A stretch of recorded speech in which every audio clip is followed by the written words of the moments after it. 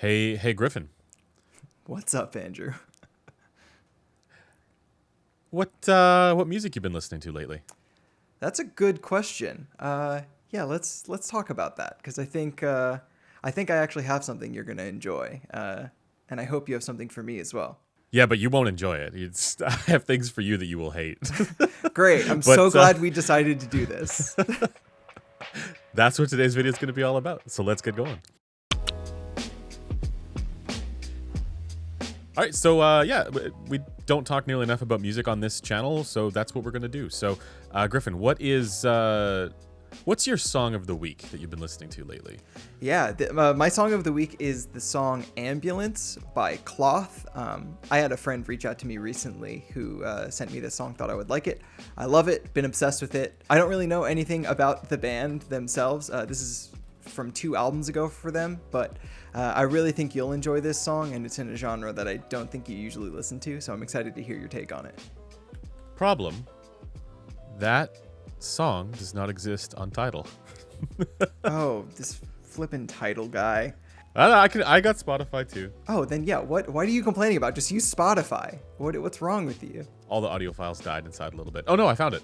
We're good. Okay, yeah, This it's the doesn't song exist. the song Ambulance. Tell me about this song. What's interesting about this song? I kind of don't want to spoil it, but I feel like you'll like a lot of the ASMR-y qualities about it. That's all I'll say. Okay, so this is something for the audiophiles. This has the Definitely. Yeah, it's got the high little frequency stuff. the little cues and the little breaths and all Okay. that stuff. I'm just going to switch over to other headphones here and listen to it, because it's an audiophile thing, right? All right, one sec. All right, I have swapped over. I'm listening.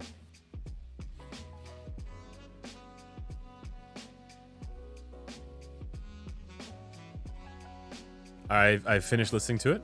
Yeah, what'd you think? Yeah, it's exactly as you described. I mean, the joy that I get out of this is very much in the ASMR-like qualities of specifically when that guitar comes in, where it's sort of like at least I assume it's a guitar.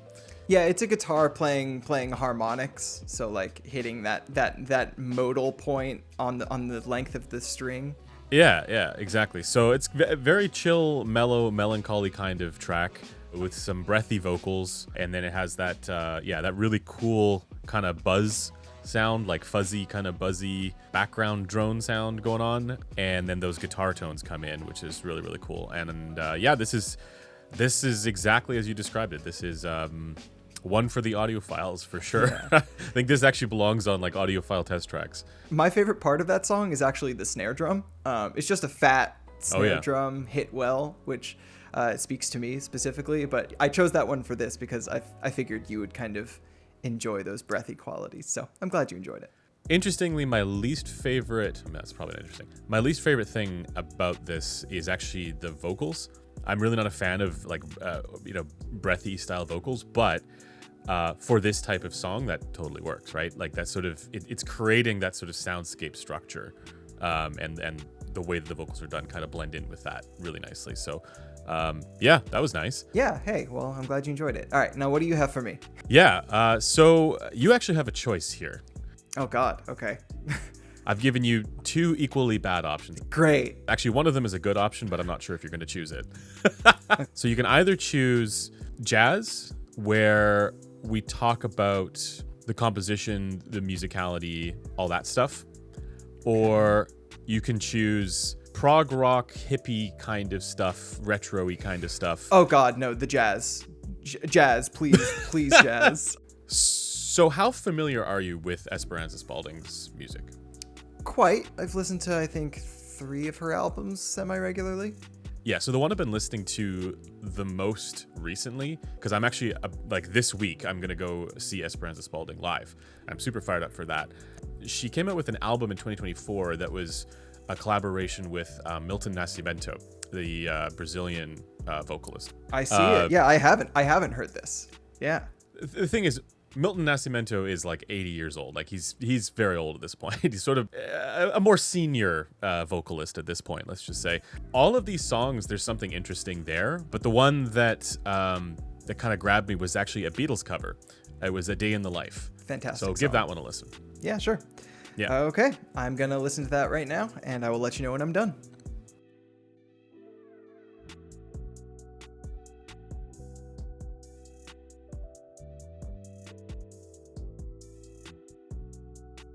Okay, so yeah, I finished it. Okay. Thoughts? I have a lot of them. So for those who are familiar with this song, any rearrangement or cover of this song is bound to be kind of like multifaceted arrangement, because the song itself has these very distinct different parts with very noticeable interludes between the parts. Talking about that kind of first section, like the main, I think, beginning of the song, I guess. I did like that in this part there was a little bit of like a behind the beat drum groove that just like it's a little off kilter in what is otherwise a very like simple arrangement. And then it goes into like, you know, the first hell moment, for lack of a better term, like the part where that's exactly how you describe it. Hell where moment all is of the correct. stuff just starts to get crazy, and you know, the chords are just climbing in pitch, and you know, you just descend into madness. Their approach to doing so was a little bit more like controlled and relaxed than I expected, but I think the peak it got to was still very weird sounding. And then there was this sound. It was some sort of, I think, modulated voice or something that was like panning from left to right, or like in a circle kind of. That was kind of punctuating this hell moment. That was really interesting. And then it comes out of the hell moment into like the like the Paul McCartney section, like the whole, like, you know, the cane and top hat sounding jaunty bit, and the timing was a little looser and a little bit less regimented than I feel like the original is in this part. It's it seems like it's very like on the beat march in Paul's original, and then after a little bit more of that first motif section, we get another hell moment.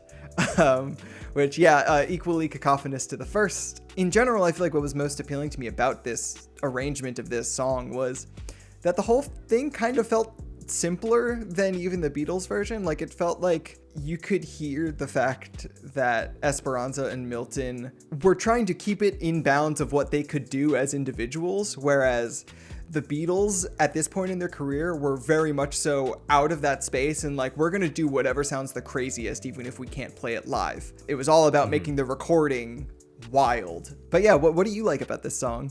I like this song because, to me, this is also the Beatles like truly getting into their weird and wacky progressive era, right? And hell moment is a good description there. I mean, this sort of extreme contrast of that is what I love about it. That hell moment could almost be described as like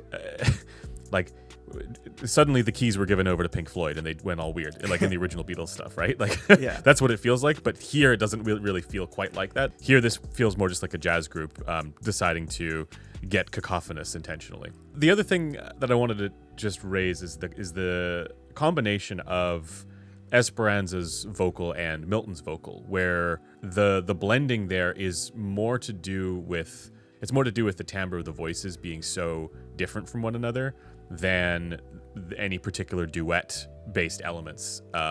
It creates this interesting sort of like male female young old vocal timbre dynamic, which I find really interesting. And I really recommend this. Paul Simon's on this album too, by the way, randomly. Nice. Yeah. He has good music taste, so I feel like that doesn't really surprise me. Really cool album, really been enjoying it, and I'm fired up to go see Esperanza. Yeah, no, I'm excited to listen to the rest of this record because, Esperanza is someone I usually follow, so this is just one that hadn't been on my radar, but I will absolutely be listening to it later. And likewise for Cloth, or what is this album? No, the album is called Secret Measures, I think. Yeah, Secret Measure. All right, well, that's going to do it for this video. I appreciate the song suggestion. And maybe we can do some more of these if you guys found it interesting, if you like this kind of stuff.